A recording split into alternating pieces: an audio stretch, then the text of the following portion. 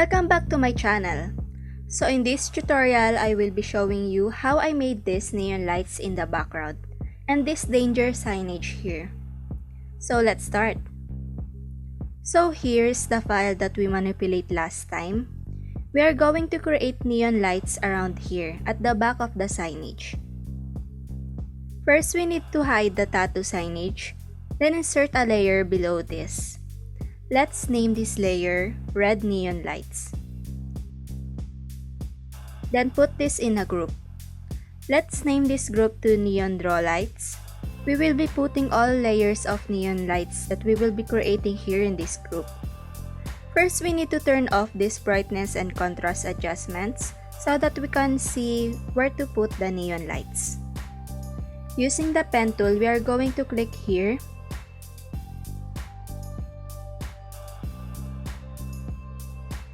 Then here.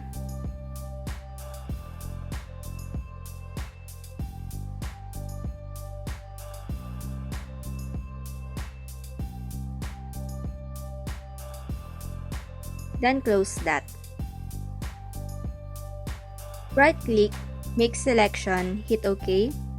Then fill this with red.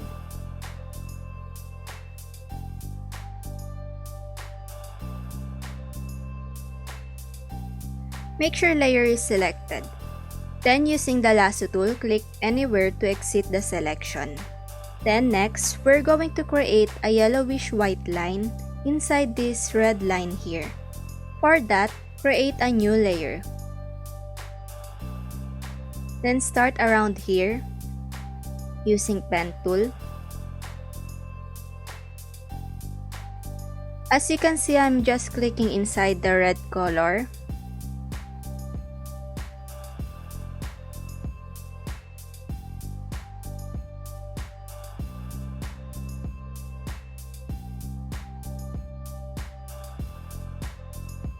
So I'm just trying to see if the rectangle that we created is big enough.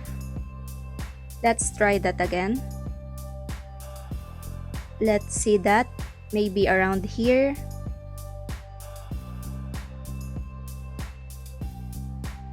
I think that's okay now. Right click, make selection, then hit OK. Now press shortcut key F for fill. Choose a yellowish white color. This color looks okay, then click OK. Then fill this.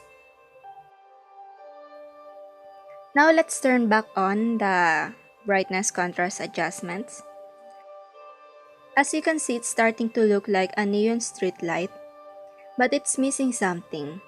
It's missing that glow, that kind of electric neon light glow. So first we need to rename this to yellow neon. Then we need to duplicate this red neon 2 times. Now we have 3 layers of red neon lights here. The first layer, we will be changing this to linear dodge add, as well as the second.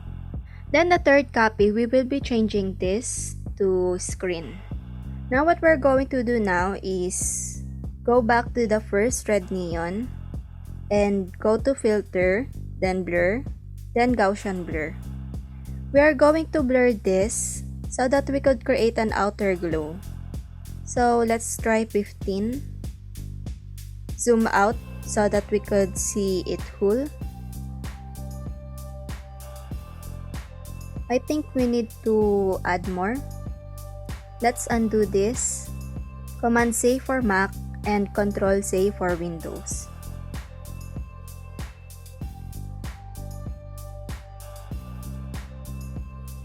Let's try 20. I think that looks okay now. We are also going to apply Gaussian blur on these 2 red neon layers, but in different values. For this, I think 15. No, I think 10. That looks okay now. What I'm looking at is how the colors are spread when applied Gaussian blur. We don't want the outer glow or the colors spread too much because as you notice when you see neon lights outside, it's kind of intact. the light doesn't spread that much. And for this, 5 is okay. For this yellow light, we are going to duplicate this. Now we have 2 copies. This first one, change the blend mode to linear dodge at. Then this one to screen. We will only use blur on the first copy. Blur this to 3. That is what we are going to do in all the neon lights that we are going to create later. The only difference is the color of the base and the values of the Gaussian blur that you are going to apply. Now before I do the other line of colors here, I am going to show you how I made the neon text here. We will be putting it here. So what I did is create a new layer, then select text tool. I use this font, then condensed. Then sky blue color. Let's change this to 72. Then let's type danger in caps lock.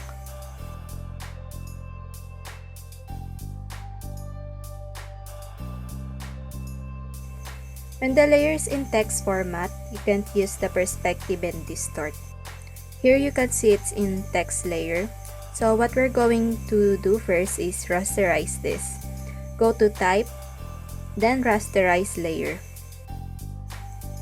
Then after that, first let's place it here, then right click. Now you can see perspective and distort.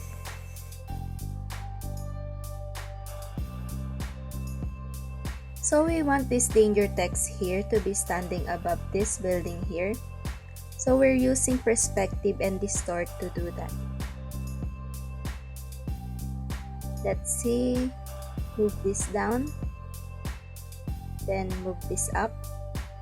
As you can see, I'm trying to change the angle of this so that it would look like it's standing here above this building.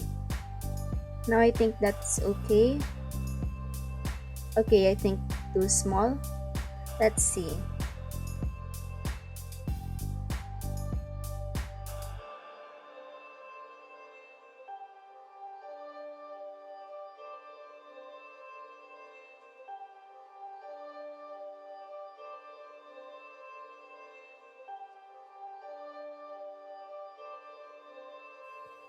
Looks good.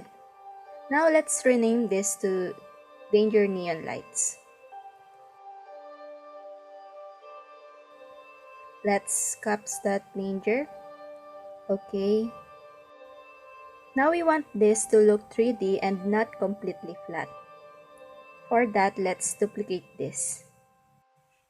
Then right click on this layer, then choose select pixels. As you can see, the text is selected. We are going to fill this black. Press D to reset the foreground and background to black and white. Black is already on the foreground. Fill this black. Okay, now exit the selection using loop tool. Bring this copy of layer down beneath the original layer so that the danger letters that we fill black will be behind this blue layer. Now make sure the layer of that color black danger is selected. Then press shortcut key V to select move tool. Then press left arrow key to move to the left. You can see there that the danger signage at the back is not completely black, but it's okay. I like it more like that. Let's rename this to Danger Shadow.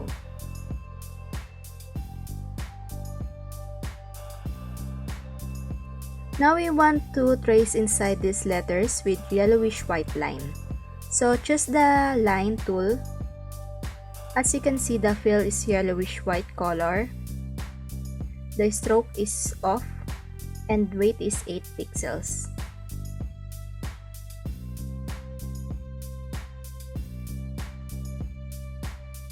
So using the pen tool, I'm adding anchor points here so we can bend that and follow the curve of the letter D. And using direct selection tool, drag over and move this up.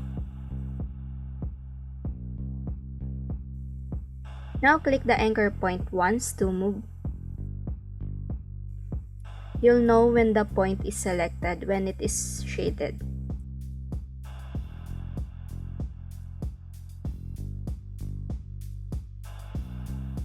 In photo manipulation, you need patience because sometimes there's no easy way.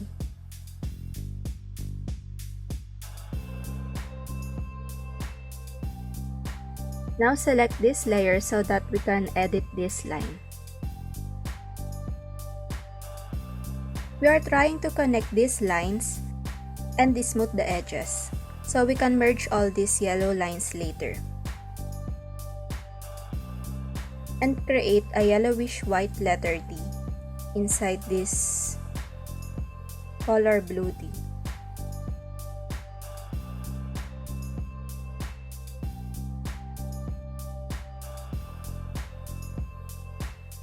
Okay, delete that. Let's do that again.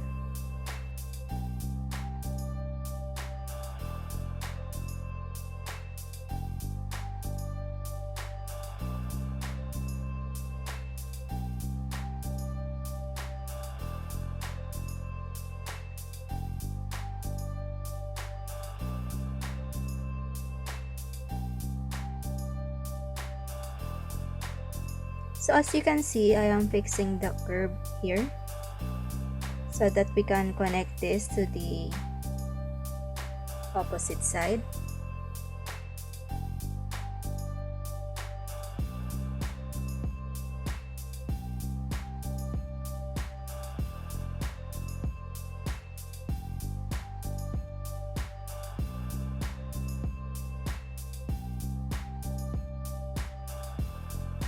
Okay, now I think we are done creating letter D using these lines.